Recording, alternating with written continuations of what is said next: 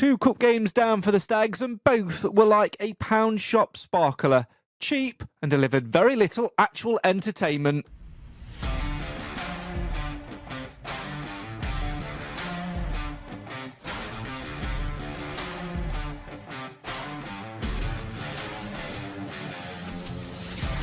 Despite very little entertainment, the Stags did make progress in the competition that matters, the FA Cup, edging past Harrogate into round 2 to set up a glamour tie away at Accrington Stanley. In the cup that nobody cares about, well, there was more frustration there as the Stags again failed to make it out of the group, losing 3-1 at Huddersfield. Plenty to be frustrated about, but also there are a few pleasing prospects to talk about too. So come and have your say on your team as the Stags look to return to league action, heading to Northampton Town for a 12:30 kickoff on Saturday afternoon, followed then by another break as the international Staggies are at it again.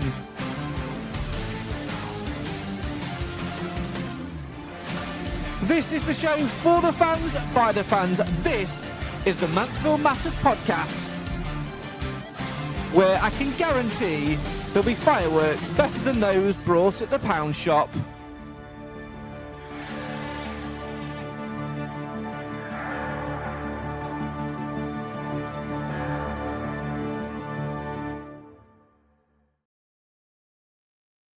Hello, good evening and welcome to the Mansfield Matters Podcast. There will be fireworks because I'm going to shove fireworks where the sun doesn't shine on a number of things. The first being everyone that complained that we start this podcast when we go live with an AI generated song. I change it to, appease the comments because, we do quite literally listen up to what people say on this podcast.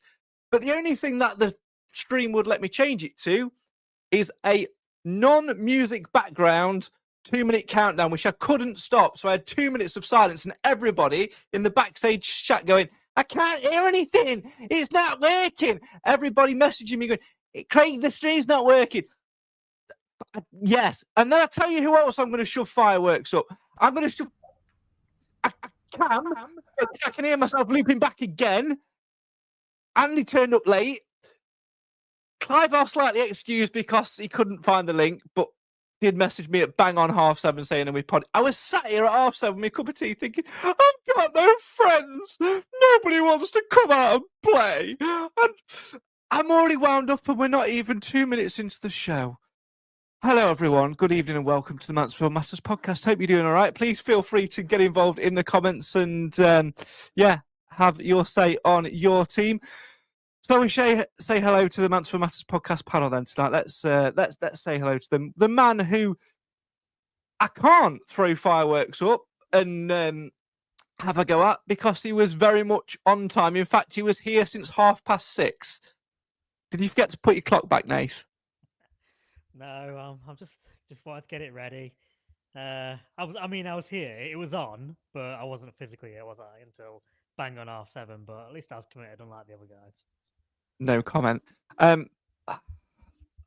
feel I'm going to have every reason to justify slagging you off tonight. Hello, Cameron. Tried unmuting yourself. What have you done? It was muted on StreamYard, apparently. It wasn't. I can hear myself looping back. Oh, for God. You need to go sort that out. We sorted this. But I can hear myself. And if I can hear myself, everyone can hear me twice. So I suggest you go. No. I'll leave. Nobody wants to hear that twice. All right. I'll see you. No way. And I'm not even going to let him back in. Evening, Clive. Good evening. This is an EFL trophy performance already. We're not going to win awards like this, lads. I know. Nathan, can you tilt your laptop screen slightly forward as well? That's better. You're in the circle. Honestly, what else can go wrong? Nathan's volume is very low here at this end. Yeah, you're not very loud. Oh, Jesus Christ. There you go. Oh, dear. I'm distracted by a fish tank in the background, which is why I turned it down. But anyway, you're not distracted by a fish tank in the background. I've heard this argument with you and your missus. Have you domestics not on a podcast backstage waiting room? Oh, do you know what? Anyway, that's been a great podcast, lads. I'm glad you invited me in. Thanks so much for joining us tonight. Good night. We'll see you in 2 weeks when we've not won a football content award, yeah? Yeah. Oh, dear. I'm so sorry. Yeah, a lot more can go wrong, yeah. Keep your comments coming in. Have your say on your team. You know, we've started off well, so we might as well talk about things that weren't going well as well, and that's maybe on the pitch stuff. I don't know. It's been an average week, hasn't it, Clive? I called it Pat. That Cam's just entered the studio, right? I can see him backstage. If I add him to the stage and I can hear myself looping back, I am not letting him back in. I'm giving him a straight red card. He's had 2 warnings. Are we both in agreement? Yeah, I agree. Right. Let's try this. Hello, Cam. Well, that's No. calming, isn't it? I can hear myself looping back still. So that is a straight red card. Never had this problem. He was going to blame the streaming system then, which is irrelevant when we're not having the same issue. And he's supposed to be the old expert in this sort of stuff. He's free riding on the next door neighbour's broadband. That's what it is. Yeah, something dodgy going on. I'm not letting him back in. You can sit there backstage if you want. Straight red card is a straight red card. You're not coming back in. Done. See you next week. Goodbye. Love you. Anyway, to pick on your line of questioning, Chief, we have had a funny old week. The result at Huddersfield bothered me not one bit, apart from the fact that you know my attitude about that crazy cup competition. It was never a brilliant competition to start with, and they've buggered it up 2 or 3 times since. And the worst that could happen could have happened. It may have happened. We'll play a game that nobody's really interested in and get somebody injured that would be more valuable playing in a league game. And we've yet to hear whether Maris is going to be fit enough to play again. Is it going to be another half season missing for Maris as a result of playing in front of 900 people in the pouring rain in bloody Huddersfield? Yeah, it's a frustrating one, Nate, because I get frustrated by it as I have done every single season. I still think it's a competition where we should be doing better in, especially as a League One club. It's got some good prize money to it. A good run in it one season can really set you up for the next couple of seasons in terms of the money that it brings in. But for some reason, we never make it out of the group. Clough rightly doesn't care about it because it just seems to bring, injury after injury and all of that sort of stuff. And, it's just one of them which just gets under your skin because all we needed to do was beat Huddersfield and we'd have had some money in the pot. But what did we end up with? Being beaten, conceding silly goals, and like Clive said, a player being injured. Yeah, no, you and I, we always used to say, let's go on a bit of a cup run, even though it's the Mickey Mouse EFL, whatever it's called these days. We always used to say it, but I've got to be honest, I've changed the last few seasons. Since we've come up on it, which is weird because you think we'd be a stronger team, so we should have more of a chance of actually progressing. But I think because it's more important that we keep every player fit, because we need to stay in the league, or we need as many players available in order to compete. In League One, than being a step up from League Two. It's this last couple of seasons, I've really not been up for it myself. As a fan, I was so disinterested Tuesday night. Then the performance made it worse. In some ways, I think I'd have preferred us to put in more youngsters. I know we had to we needed a win to have a chance of progressing, but I've got to a stage now where I'd rather actually see more of the youngsters just to see what our academy is producing a little bit. More so than where I used to be, where I want us to win, get the money in the bag, and progress. That's left me now. I think they've devalued the competition so much, and fans are staying away, which I'm starting to understand that view as well, because it has just been, especially for the older folk who know it from back in the day when it used to be a bit more worthwhile. Well, there are 130 brave stag souls went up there to watch that game. If it had been a league game at Huddersfield, we would have taken best part of 3,000, I would have thought. And that's the difference. I mean, we're not interested in the competition, even though we weren't out of it. And Clough clearly has played a team that isn't as strong as the team he would put out for the league game. So Was he really expecting us to get through with a team of youngsters and fringe players? I do think the only value in all these things is you do get those players who are not getting regularly 90 in the league games some show him, and you get Mason out there, and you've got some of the kids who are on the edge of making the squad. At least they can show what they can do, and in that respect, I see some value in it. But as I say, the risk to our batch of fragile players is a big risk, and I don't think the 10 grand or whatever it is we haven't got for going through makes any difference. No, I think it would depend on the owner's stance, really. I mean, they will know that they want to, bring money into the club, and a good way to do that is competitions. But they'll know that the focus on that is definitely the FA Cup. So if they're not bothered about it as much, I don't, that will then filter down to Clough and the players. But I guess the bigger, wider discussion is, how can it be made better? Because what is it that devalues? Is it the under-21 sides, which this competition is seemingly designed for?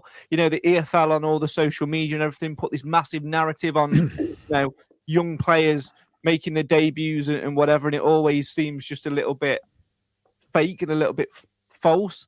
Is it the fact that we have to play 3 group games before anything else? Is it, is it the fact that it starts so early? I remember when it was just a straight knockout competition, it was regionalised. That was when it was there because managers wanted to give it a go, because back then, Nathan, it was, you had maybe 6, 7 players that weren't starting regularly in the league that were desperate to play. So they come into this cup game, have an absolute worldie because the crowd was a little bit bigger and they knew it was their chance and they knew it was only a 1-game chance. Whereas now, those players know that they've got a guaranteed 3 games at least to get a bit of fitness, which will keep them ticking over until, well, realistically, November. So what needs to change? That's what I think it is to me. It's become a sort of glorified reserve match, because it is about getting minutes in the tank and ticking over and getting back to full fitness, which has got some value, but you can get that in reserve games. And we have the Central League Cup and stuff Central League Reserve, whatever it's called these days, that we are involved in again. So I don't think that's necessarily needed. I accept it does give a few players a platform to perform, like Mason, for example, that may not get the opportunity otherwise. But for the sake of it, I would so much, like you say, go back to how it used to be, just knockout stage from the beginning. Because then I feel like if you have won a couple of games and got through to a few rounds, it then starts becoming a bit more interesting, because you actually do feel like you're progressing. Whereas 3 games in, that's just the end of the groups, and then it starts the knockout. So that'll be the first thing for me. Then, like I say, regionalised. I know it is to a certain extent with North and South, but maybe make it a little bit even more so for the early stages. I have a suggestion. If anybody ever wanted to listen to me, scrap it. Well, you don't need 2 minor competitions. You've got to preserve the FA Cup. Yeah. But I think what we need is a League Cup that absorbs the whatever this one's called now. Yeah, Cup, I agree. And bring in the what is effectively League 3, which is the 5th division. In other words, the National League, and have a broader set of fairly senior lower league teams competing in the normal way on a knockout basis. It can be done in 2 or 3 zones until the final, whatever. That would make more sense. I'd rather see us playing Boston United than Newcastle's under-21s. Breaking news from the Mansfield Matters podcast. Child who says he's a tech wizard has been waiting backstage, frantically swearing at me and waving. At one point, even flashed. I was sick in my mouth.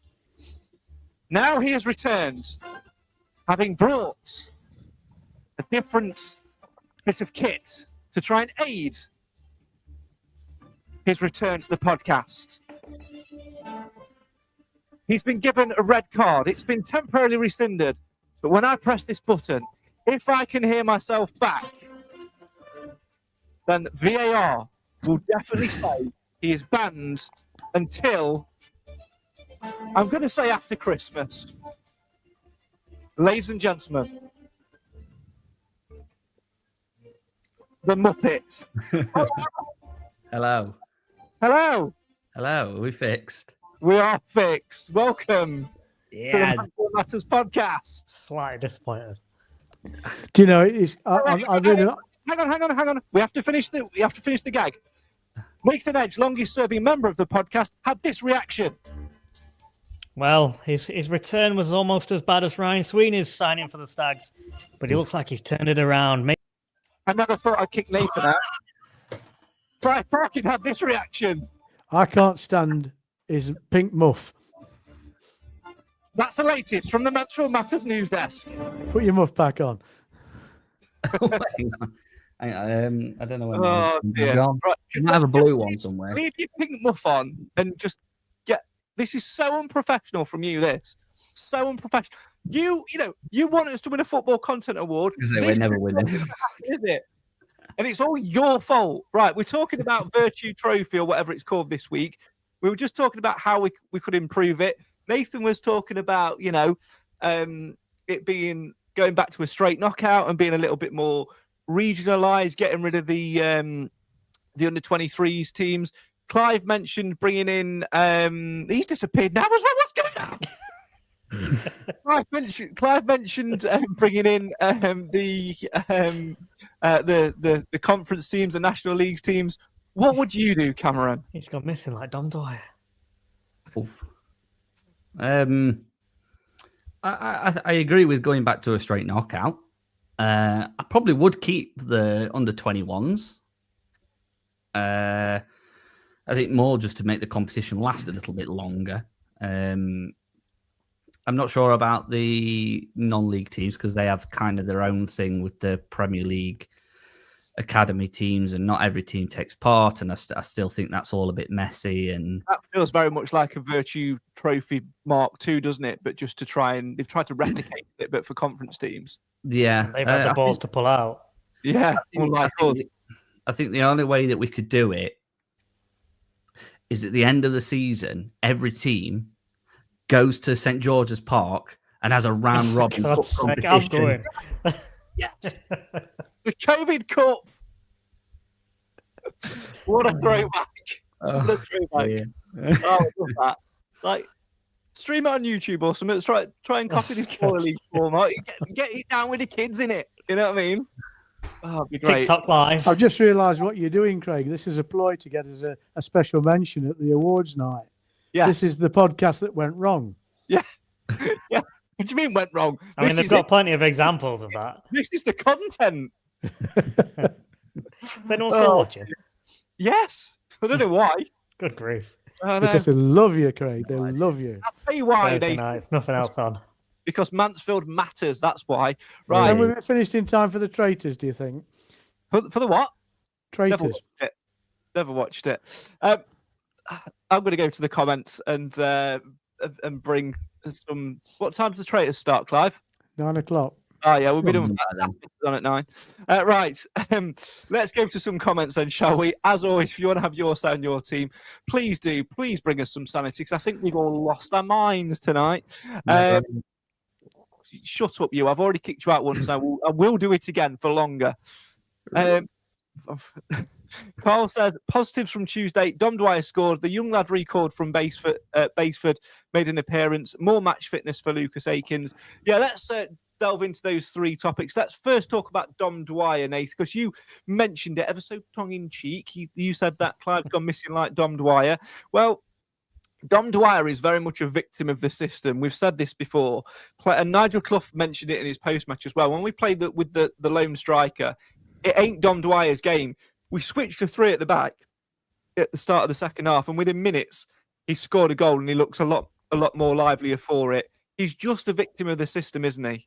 I agree. It was more of a joke than my Sweeney comment anyway.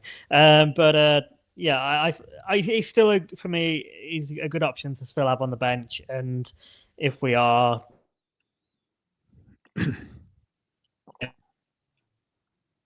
I mean, are you joking me? Yes.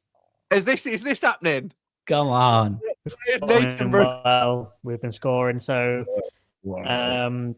If we are, Like getting Jim back. I don't know what just happened, Nathan. I reckon I blame that fish tank. Clive, talk about Dom Dwyer for me. Your internet works. Yeah, Tumble. He's not had the best of luck. He's not had enough opportunity to prove one way or the other whether he's as good as we hoped he'd be. I feel a bit sorry for the lad. But having said that, this is football. You know, you're not guaranteed a place. We've got a squad of 20 or whatever it is. You're going to have to fight for your place. If the chosen formation doesn't work for you, there's not much you can do about it apart from keep bashing away. And, you know, he seems keen enough. That's as much as I can ask of him.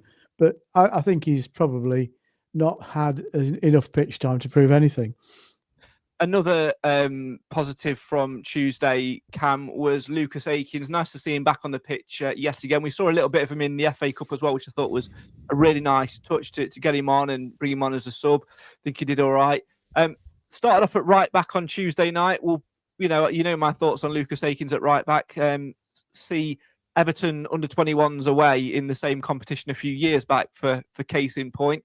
And to be fair, cost us the first goal. But second half, went into more of an attacking midfield role and supporting Dom Dwyer up front. And he looked sharp, didn't he? He looked really sharp. Should have scored. Yeah. I think Nigel was obviously disappointed that he didn't score. He got himself in the right position. And that's what you want of your players, regardless of whether they've been out for X amount of months or whether they're just rotational players. It's that edginess that we need. We need players in the box. We need players just in the right place at the right time. He's not finished it off, but it's positive that it's not taking him too long to get back to where he needs to be. I think it came in for a lot of criticism in the last game that he played in, which would have been the Newcastle game. He looked rusty. I think that's fair to say. That's nothing against him or the rest of the team. They just looked all over the place for large parts of that game. Should have won it still. But you think these are a lot of the same players that were still playing in it. And I think also a lot of the criticism Ryan Sweeney's coming in for is a little bit unjust, because this is a competition where it's all about, let's be real, we don't care all that much about it. Nigel on the face of it says that he cares about getting through to the next round, but I'd rather sacrifice this and get through in the FA Cup where the real money is. And it's just an opportunity. It's just, you just look at it as a reserve game. Like, George Maris has not been, obviously he's been injured, getting back to full fitness, not had a chance in the first team yet, probably will get a chance at the weekend. And or would have got a chance if he'd not got injured. And then that's the other point. We've got players coming back from injury, players that we know that have got such quality, and we're now picking up injuries again for no reason, for a cup competition that means absolutely nothing. And ever since it's been changed to the group format and the young sides coming into it, the competition's just got no value anymore until you get to the semi-final or the final stage where you've got the chance at Wembley or you're at Wembley. It's just not worth it. And point proven, there was only 900 and something there at Huddersfield on Tuesday night. Is that their lowest ever attendance? So it's just an absolute waste of time. Yeah, certainly is. Keep your comments coming in. Carl adds, Dom Dwyer is a very good footballer who, when given time, hasn't really had the service, been feeding off scraps all season. Ability-wise, pro, one of the best strikers at the club. One thing I did like Tuesday, balls whipped into the box for once, especially in the second half. And on the back of that, Clive, Nigel Clough very much said in his post-match interview, that his preferred formation now, he's playing with this back four, the 4-2-3-1, which I like as well. But when you take one or two players out of it, we do struggle to play it. We saw that a little bit in the FA Cup game, but it's nice to have this handy backup of the three central defenders and playing with wing backs. And actually, what you did see when we did that was players like Kyle McAdam, who managed to get some good crosses into the box in the second half. Players like Dom Dwyer, who struggle in the being a lone striker. We saw a little bit more of them and their creativity come to shine. But then on the flip side of that, we bring Rhys Oates on. He's pretty much ineffective. So, swings and roundabouts, isn't it? It is. I don't feel competent enough to suggest an alternative. What formation did we take up against Plymouth at home last week? 4-2-3-1. You see, we were pressed out the game very easily for a long period of the game against Plymouth. Plymouth were an average side, but they pressed well.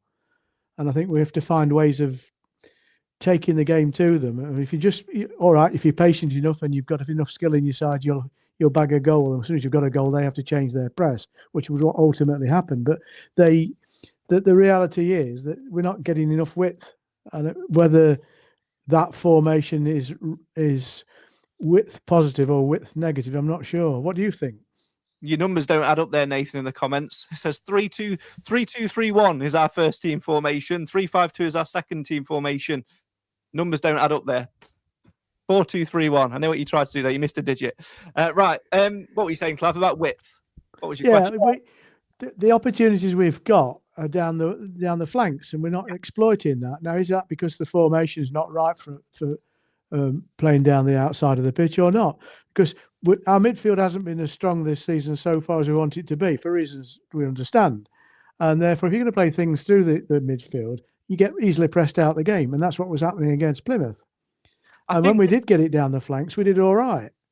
So we haven't got out-and-out wingers in our squad, but you don't anymore, do we? We have wing-backs and quick, broad midfielders.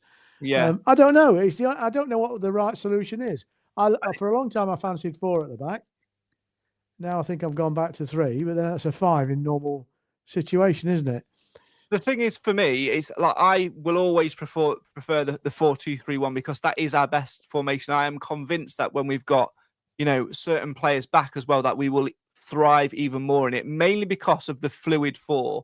The downfall in it, as you say, is when teams tighten up. So, for example, Plymouth, after we scored, a decent goal, they tweaked their formation and put an extra man in midfield and blocked us off. And where we're strong is being able to get on the ball, to drive with the ball and to move it from left to right. You see a lot of the time, people sort of sat around me get really frustrated that we're not really doing anything for the ball. Well, actually we are. We're keeping it and we're moving it side to side and we're being patient and we're dragging players out of position.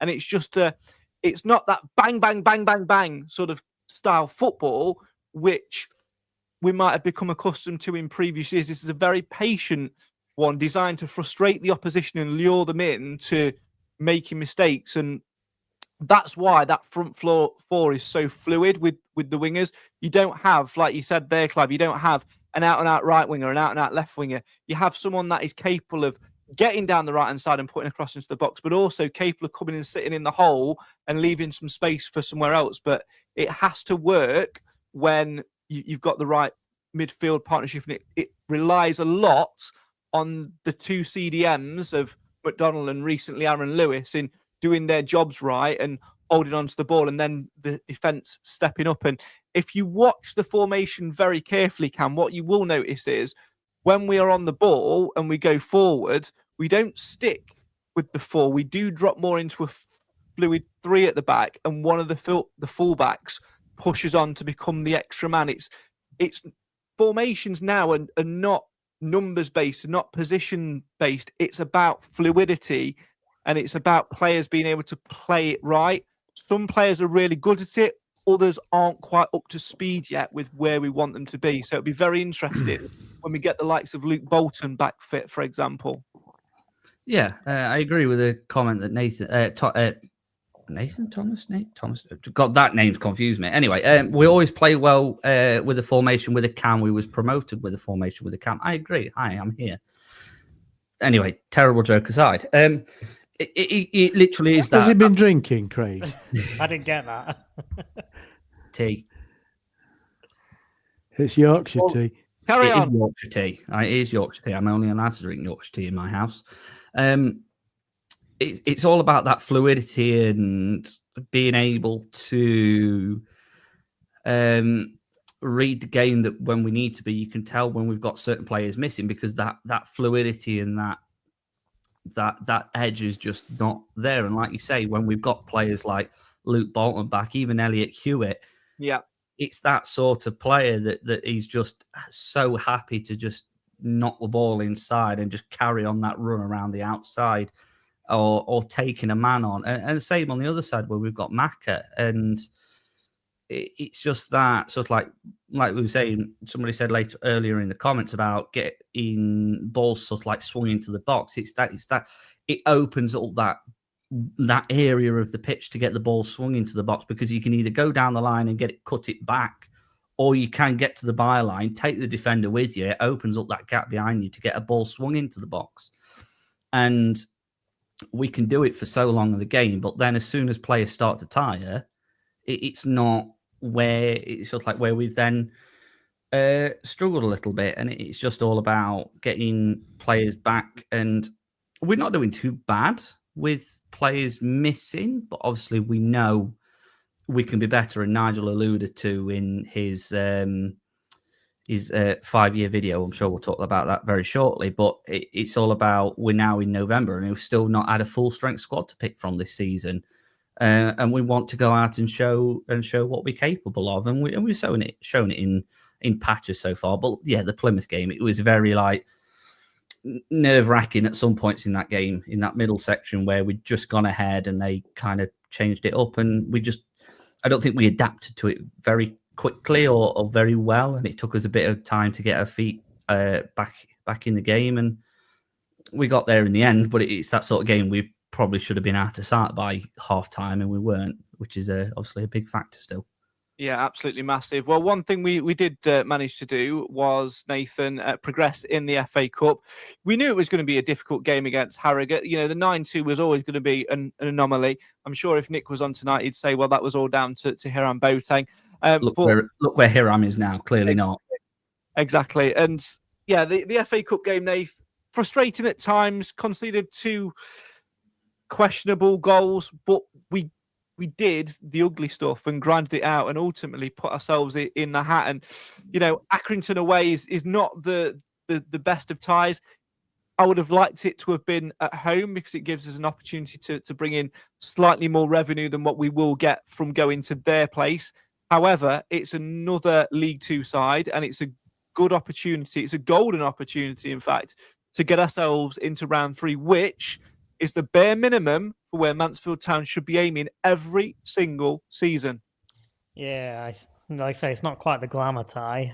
It's another bogey club in some ways. I know we've won there the last couple of times, I think, but before that, we didn't have that much success against Accrington. But they're not the Accrington they used to be under Coleman. So, and obviously they're not on a very good season so far either. So it's an opportunity for us to go there. We've got to be professional. We've got to do the job a bit like we did against Harrogate.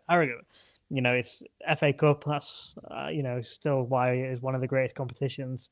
You do get cup upsets, and you're going to get challenging matches. But like you said there, we did what we had to do. We had to battle for it. And it's good to see we've got that side in our game.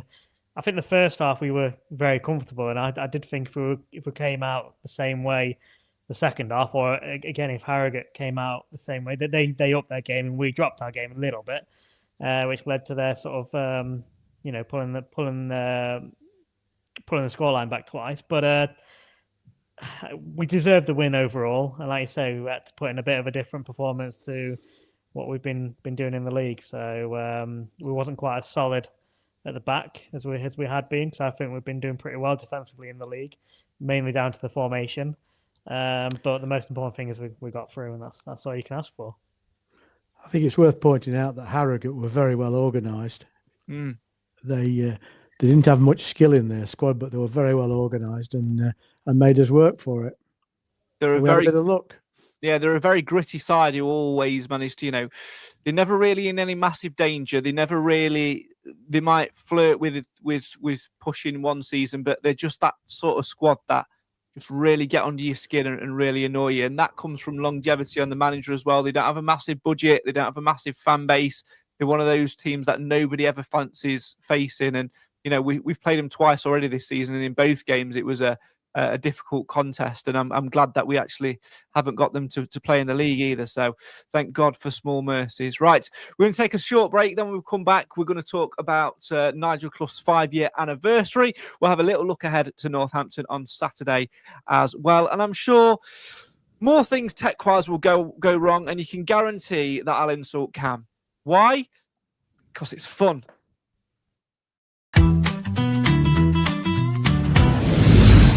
Protect what matters most with Actifier Limited. Your trusted local fire safety experts in Nottinghamshire. Proud sponsors of the Mansfield Matters podcast. From fire extinguishers and alarms to emergency lighting, pat testing and risk assessments, they've got everything you need for your business to stay safe. Affordable, reliable, professional. Because when it comes to fire protection, there's no room for compromise. Call Actifier Limited today or visit actifier.co.uk. Be ready, be safe, act now. Actifier Limited, proud sponsors of the Mansfield Matters podcast.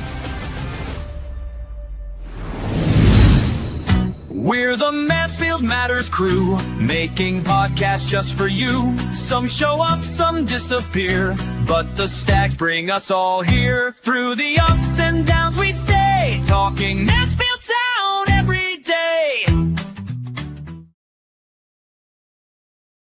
You're back with the show for the fans, by the fans. Why? Because Mansfield always matters. Thanks so much for joining us on this Thursday evening. As always, if you've got anything that's Stags related to say, make sure you get involved in the comments. Right then, this week we celebrated Nigel Clough, marking his 5th year anniversary as a Stags manager. And Cam, you alluded to it earlier on. The club put out a phenomenal video. If you've not watched it, go and do exactly that. Because, you know, it puts a little bit of a lump in the throat, looking back over what we've achieved. And yeah, you can see why the players so much buy into what he wants to do. It's a great watch. Yeah, I think, to be honest, I was probably the first person to watch it. I saw it pop up on YouTube last night just before midnight. For ages, there was only one viewer, and I was the only person that was watching it. Or it didn't update anyway. So I watched it last night, and it was just nice. I think it sometimes it's sort of like nice to obviously just keep it low key, and you think Nigel's not somebody that likes to take the limelight all that much, but. So sort of like every year, sort of like when it's been 4 years, it's been a quick 2-3 minute video and a quick social media post, as it was last year.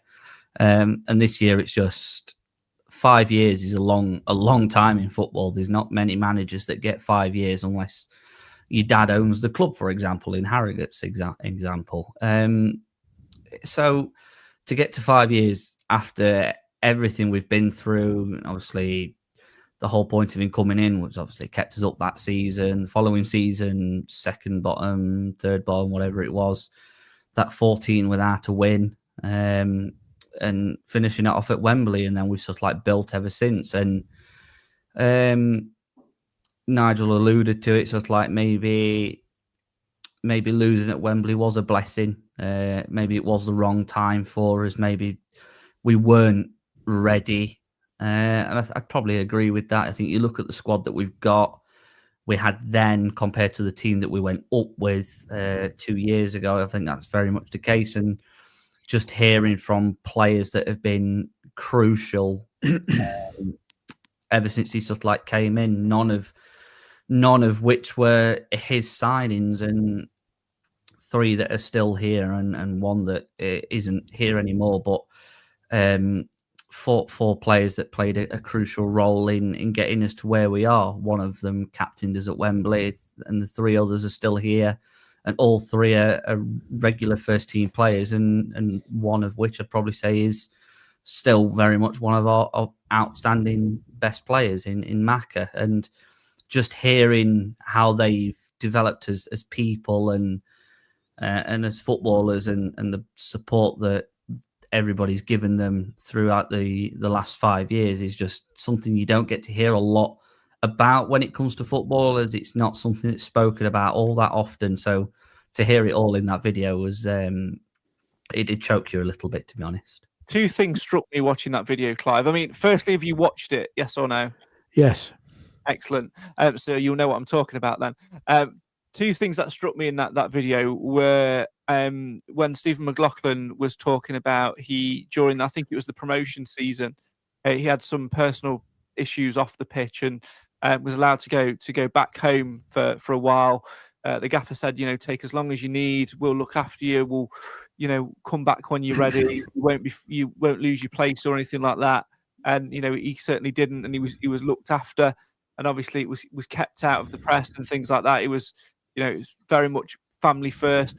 The second was a little tongue-in-cheek story from Maris, who was talking about the birth of his little girl, and Clough goes to the back of the bus and asks him, what's the name going to be? Oh, have you got a middle name? I think he says, it says something along the lines of, I think we're going to be Margot. My missus wanted to say Margaret, but that's a bit of an old name. And Clough goes, well, that's my wife's name. And it just shows the two sides of Nigel Clough there, doesn't it, Clive? About, on the one hand, with the Maris story, you've got this guy who's still laughy, jokey, bit of bantery, but also got that sort of cool ice seriousness to sort of to keep everybody on the toes. And then the second side, which you also shone through a little bit from what Bowery said as well, about bringing the dog or the kids into training, of this human being who has created this culture that is not a place of we must hit these targets of X amount of wins, X amount of points, X amount of goals, but this culture of we are a family club first and foremost. We put people first. We look after each other. And that you don't get in football very often. And to be honest, you struggle to find it in most employments generally. So that must be that's a real core reason for me why Clough has been so successful on and off the pitch. Yeah, he's not one of the lads, but he can behave like one of the lads when it suits him. There's always a distance there's a respectful gap, and it's a bit like a good father. He can run a happy family, but when it comes down to it, he makes decisions. And Clough's a bit like that. He takes himself seriously, but not too seriously.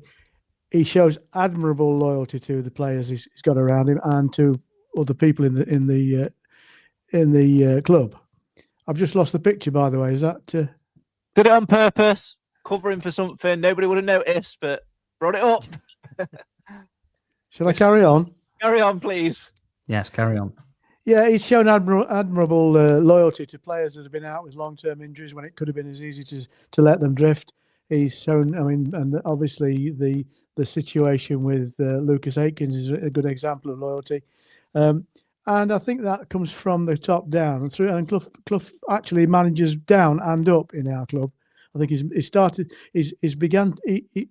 learned how to manage the owners and the directors, and I think he gets what he wants within the constraints of financial reality. And I think he's very good at doing that. And he surrounds himself with people he likes and has confidence in. And that's not just players. I'm talking about these backroom staff and whatever. So it's much easier to have a happy ship when you haven't got the Danny Johnsons kicking around. And I think Clough's good at that. And certainly he's enjoying his football now as a manager more than he's ever done, I think. Yeah, obviously we have that worry, Nathan, about what will happen in 2 years' time when he does move on. Steve-O did ask the question, will we be sat here to celebrate, 5 more years? And he just went, no. So there will be a managerial change special at some point in Mansfield Matters' future. I do miss those slightly. But, no, you don't. That said, content-wise. Great content. That said, of all the years of supporting the Stags, managers have only ever really lasted 2-3 seasons tops. The longest that I've ever seen prior to Nigel Clough was Paul Cox, who had, essentially 2.5 seasons really. Yeah. The year we got promoted, 3 seasons. Yeah, the year playoff season, promotion, first season back in the league, and then the halfway early in the season after he was gone. That's the longest that I can remember. Is there any that stick out for you? Because it feels very rare, doesn't it, as a fan to say we've got the same manager we had 5 years ago? Well, it goes to show that it was Tuesday night. It was Saturday, the 2 longest managers in the EFL, which was Clough and the Harrogate manager. So it is rare in today's game, because you chop and change so much because demands are there from owners, from fans, and so on. And we can go back to Northampton away. If you go to Northampton away all them years ago and look at the comments on Facebook or Twitter, there would have been a lot of people shouting for his head at that point. And I think we've got to give credit to the chairman and chairwoman for sticking by him at that point. 'Cause it could have been easy to pull the trigger again. But if I remember our podcast very well back then. Probably it was the last time I was on. But we were saying how we needed stability and we needed to just stick with him and let him try and build what he wants to do at the club. Because I've always felt at any club, when you give a manager time, like John Coleman, Accrington, there's so many examples. When a manager is given time, they more often than not, they do build something. And when you've got a manager like Clough coming with his credentials, he's learnt a lot from his dad, which is clear to see.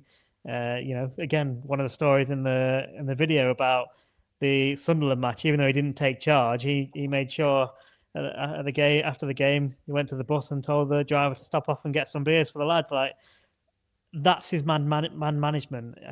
He's got that in abundance. I think that's clear to see.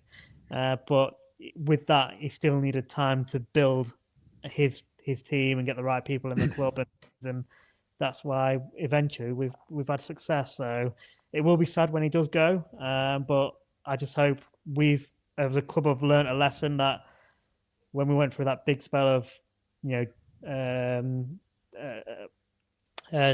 are the names? Come on, Dempster, Coughlin. Coughlin, that's the one. I can't remember his name. And Flitcroft, when they weren't here very long, and we didn't get any success, and instability didn't help. So hopefully, when we do cross that line of finding someone else, again, given a bit of time to actually put together their squad.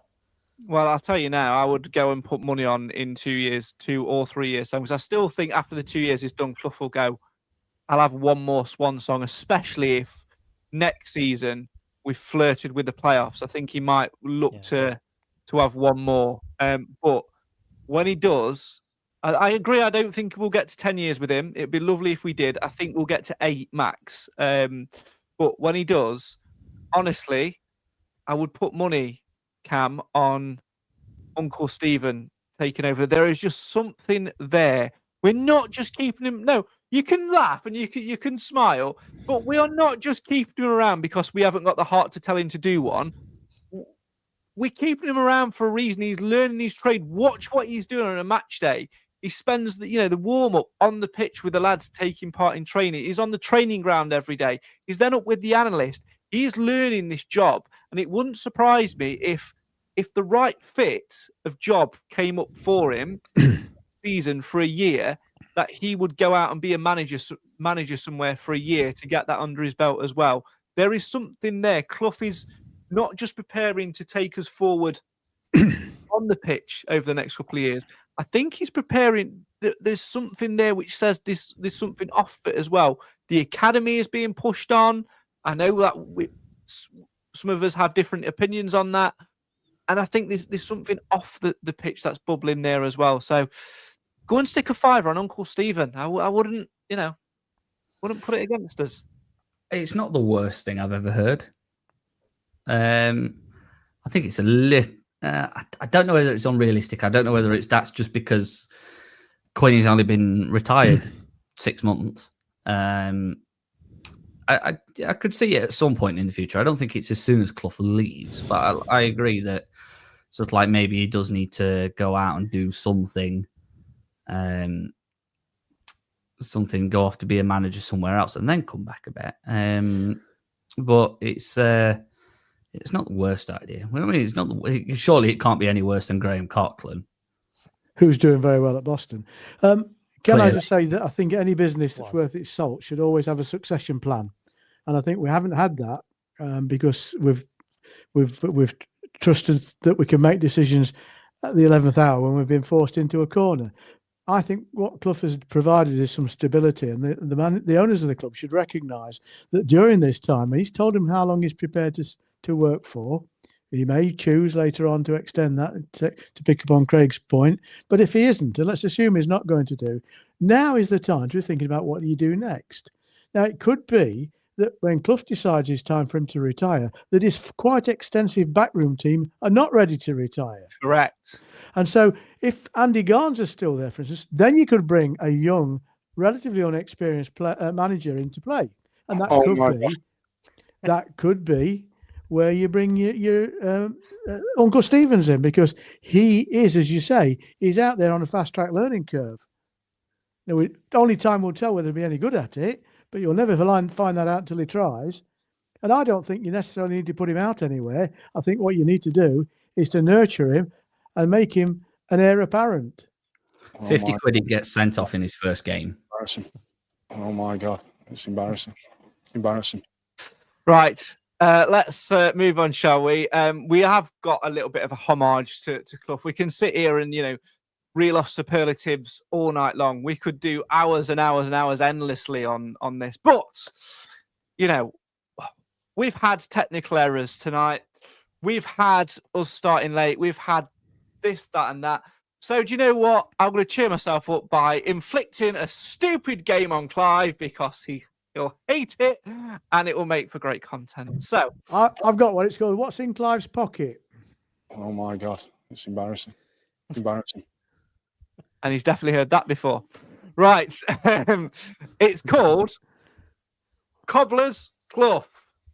Clough Cobblers, whichever way you want to call it. I have got, in homage of Nathan, I have asked ChatGPT to give me 5 statements about Nigel Clough and his life and his career. And I've asked ChatGPT to also give me 5 statements which are completely made up but sound convincingly true. I'm going to read one that's a lie and one that's true. You're not going to know which order they're in because you've got to guess. So you're going to say it's A or B, and all you've got to do is tell me which one is Cobblers, which one is the lie, and then you get a point. And then whoever gets the most point wins. There's 3 of them, so let's play What a Load of Clough Cobblers. Right, the first one is as follows. So is it statement A, that Clough once claimed that he trained himself to play right wing entirely left-footed just to annoy his dad, who once said that there was no such thing as a naturally two-footed player? Or is it statement B, that when Clough made his debut for Forest at just 17 years old, and within a few seasons he became their top scorer for 4 consecutive years? Is it statement A or B, that's a load of cobblers? Cam, A or B, which one's Cobblers? A. Nathan, A or B, which one's Cobblers? B. Clive, A or B? A. The correct answer for which is a load of cobblers is indeed statement A. So Clive and Cam get a point each. Right. Number 2 then. Clough is England's underrated scorer. Despite being overshadowed by bigger names, he actually scored 7 goals in 14 caps for England, which is a very solid strike rate, but was dropped from the squad after the 1993 World Cup qualifier to Norway. So that's statement A. Or is it statement B? That during a pre-season friendly at Nottingham Forest, Clough allegedly went in goal after the keeper was injured and kept a clean sheet. Is it statement A or B, which is a load of cobblers? Nathan, A or B? A. Cam, A or B? B. Clive, A or B? A. He didn't score any goals for England. Well, ChatGPT says it's B. I mean, ChatGPT can sometimes hallucinate a lot of crap as well. So. This is what I mean, right? That's why it is. That's why the game is a load of cobblers. Right. Cam is currently winning by 2 points to 1. Clough is definitely getting on Google right now. Double point jeopardy then for the last one. Right, here we go. Is it statement A or B that during Clough's brief stint at Liverpool, Clough supposedly turned up to his first team meeting wearing a Nottingham Forest tie, explaining it's not disloyalty, it's just laundry day and it's red. So is it statement A, or could it be statement B, that he literally followed in his dad's footsteps when he became the manager of Burton Albion, the same club he played for and helped rise through the leagues. When he first took over as manager there in 1998, he was still registered a player, often naming himself as a substitute. So is it statement A or B, which is a load of cobblers? Clive, A or B? A. Cam, A or B? A. Nathan, A or B? A.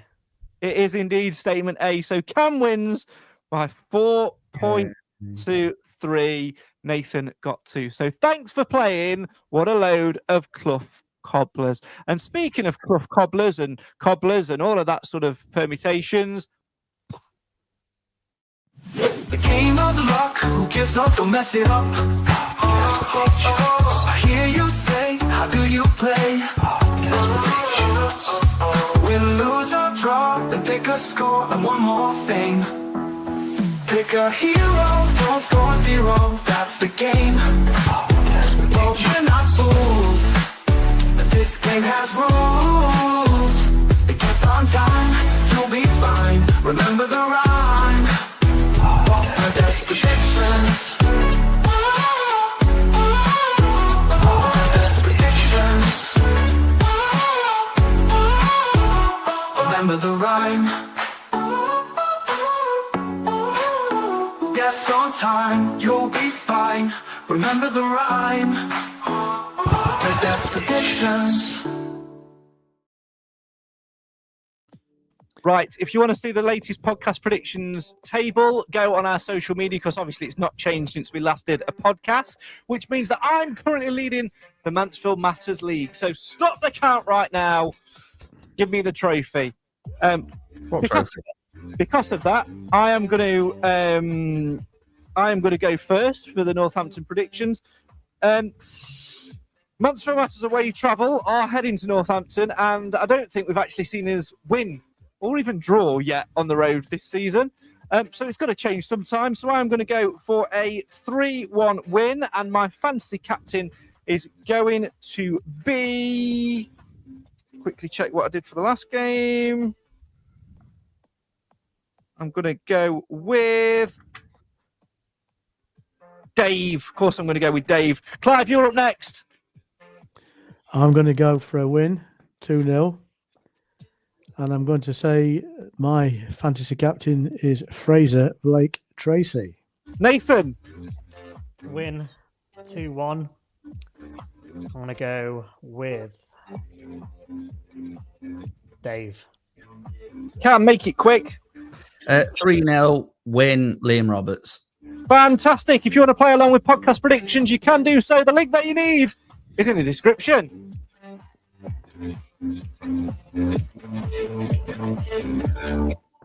Right. That's almost all we've got time for tonight. Obviously, the final game... Clough played 13 games for England and he scored 1 goal. So ChatGPT was sort of right, yeah?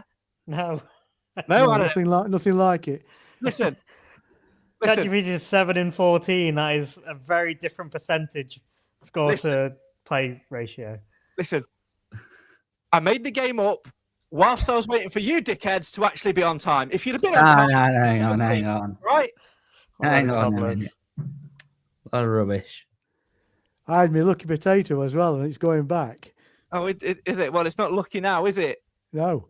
No, get it peeled. Oh, all right. Honestly. Basically, though, that does mean me and Clive won, really. Listen, you and do Cam realise, loses, which we all agree on. You do realise, right, that after the fan vote for the Football Content Awards, it's a panel vote, and what they will likely do is, probably because they haven't got time to go through 9 years of content, is just play the latest episodes and look what's going off. And if they're watching this one, it's, well, to be honest with you, it's shocking. It's absolutely shocking. It's an absolute shambles. That's the shocking. That's a throwback to 4 years ago. I can't bring back the bell because I've got a dog who's scared of fireworks. Keep letting them off, and every time this isn't galvanizing enough. I'm off. Bye. I've red carded him. I could hear myself looping back. I've red carded him. My point was, this is an absolute shambles. And if we're being judged on this, we're never going to win a award. We're not going to win it anyway. So stop whittling. I'm so glad to be going with all you pessimistic pals of mine. What a lovely night we'll have. Listen, we've done what we do. We've done it as best as we can. That doesn't necessarily mean we can't do it better, but we can certainly do it worse. I think judging against other podcasts is difficult to do because it's not playing on the same level. Some of these podcasts have got so much more investment of talent and equipment. We do all right. And let's remember what we do it for, ourselves. What an absolute diverse. load of Mansfield Matters, right? No one else does features like what's in Craig's bucket. No one else spends time on AI because they can't be bothered to look after the kids and coming up with stupid songs and getting inboxes from Dave. Ooh. Nobody else. Inboxes from Dave. Ooh, friends. And nobody's got a lucky potato. Hollyoaks, do they? Listen, this deserves to win an award. And I can't even remember what the whole start of this rant was. I can't even remember what the point of this rant was. I can't If even you're being found out on your dopey Craig quiz. to the doctor's office because he's gone mentally insane. Thank you. Well, that's I've not got good. I've got a roadcaster duo. So I've got the same stuff as Craig. So have I. I know. Only thing is, I know how to use it, so you lot don't loop back. Yeah? You want to play those games, do you? Bring it. Bye, Clough. Do one. Oh, there's only Nathan left now, and I don't blame Clive for leaving. We've probably sent him over the edge. Right. I can't even remember what I was going to say, to be honest, Nath. So I'm just going to wrap it up. It's been a lovely night. It's lovely to see you. Hope you're keeping. Why have you put that as your name? It's good I don't have names added onto it. What are you doing? Oh, What have we done? oh dear. Can't tell you. We'd have to kill you. Oh, for goodness sake. Right. Northampton, Saturday, 12:30 kickoff. Is it? Yes. It is, yeah. Yes, it's the 12:30. God, I'd have missed that. If you do podcast predictions, make sure you don't leave it till the last minute, 90 minutes before kickoff.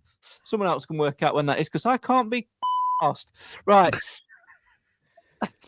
11 o'clock. Last game before. 10:59. Right, I'm bringing this back to where we are. People want to go straight as our taskmaster. Last game before a little bit of an international break, Clive. It's a little bit frustrating because obviously in the league we're in a bit of a good run of form, but it gives a chance to rest a few players up and hopefully get a few players back. I know Nigel Clough mentioned in his last press conference, didn't he, that a few players weren't too far off being back on the grass. Your likes of Hewitt, your likes of Cargill. So having the extra week's break will certainly help, and with Maris now thrown into the mix as well, it could be almost a blessing in disguise to have a little bit of a circuit break. I don't agree with any of that. Okay. Why not? Well, I'm just old-fashioned. I'm an old git. The olden days, you used to have your international games on a Wednesday night. Didn't interfere with the league games, which were always on a Saturday afternoon as well. So I don't know. If you're going to have international breaks, then it should be international breaks for everybody, not just for those teams that qualified because they've got a Bermudan player or whatever. But on the flip side of that, Nathan, the three players that we have got, you could argue, are pretty much regular starters. Obviously, Jordan Beckenberry is off on international duty. You can't afford to lose him out of your squad. James McDonald, we've seen what happens when we take him out of the squad. Obviously, the Wickham game was a prime example of that. Little Nobby Welsh, meh. Yeah, he's not doing it for me either.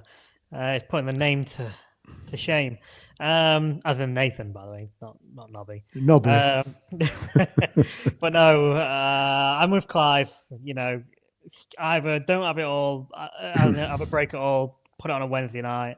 I mean, surely even back then it didn't filter down to our leagues, and still, if you're going to do it, I do it for everyone, not just the odd game and so on. But because I agree, we can't be without the likes of McDonald and so on. But at least do it everywhere. I don't know, but one game left. Hopefully finish on a good one, and then lads can enjoy a break. And I'll just carry on inboxing Dave while there's no football. Ooh, friends. Friends. Yeah. You keep creating your AI songs. Why have we not had one on 5 years of Clough, Nathan?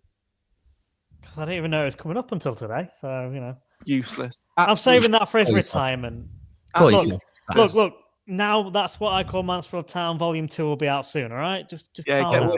Get working on those Christmas songs. Can I just say Oh, my well, contribution on the debate about AI songs is less is more. And more is less.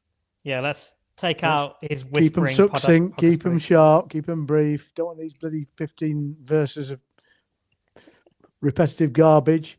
I'm sorry if you feel that I'm insulting you. No, the album as a creator. What an old man. The album Oh, promo earlier man. this week was class.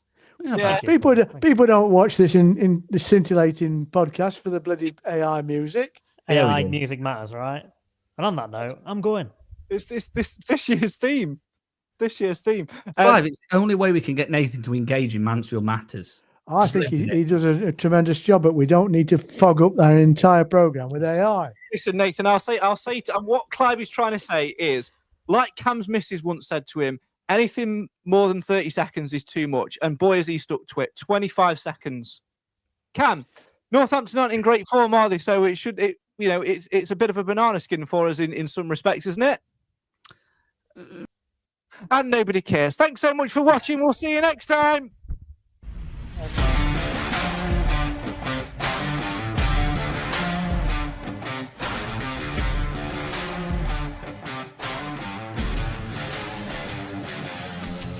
That's all we've got time for on tonight's Mansfield Matters podcast. My thanks, as ever, to the Mansfield Matters podcast panel for joining me, and of course to you guys at home, watching or listening, whichever method you choose to tune in to the Mansfield Matters podcast. We thank you for it.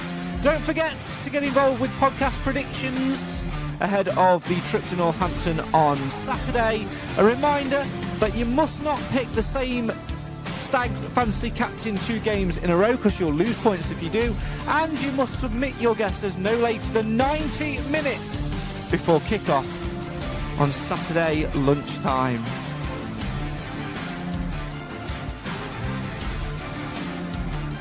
Right, Bonfire Night is hopefully out of the way. I'm sure there'll be more fireworks in the coming nights, though.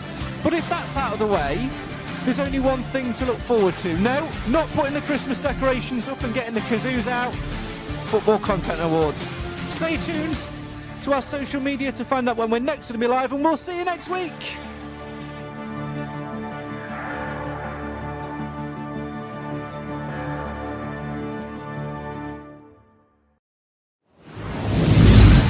Protect what matters most with Actifire Limited, your trusted local fire safety experts in Nottinghamshire. Proud sponsors of the Mansfield Matters podcast. From fire extinguishers and alarms to emergency lighting, pat testing and risk assessments, they've got everything you need for your business to stay safe. Affordable, reliable, professional. Because when it comes to fire protection, there's no room for compromise. Call Actifire Limited today or visit actifire.co.uk. Be ready, be safe, act now. Actifire Limited, proud sponsors of the Mansfield Matters podcast.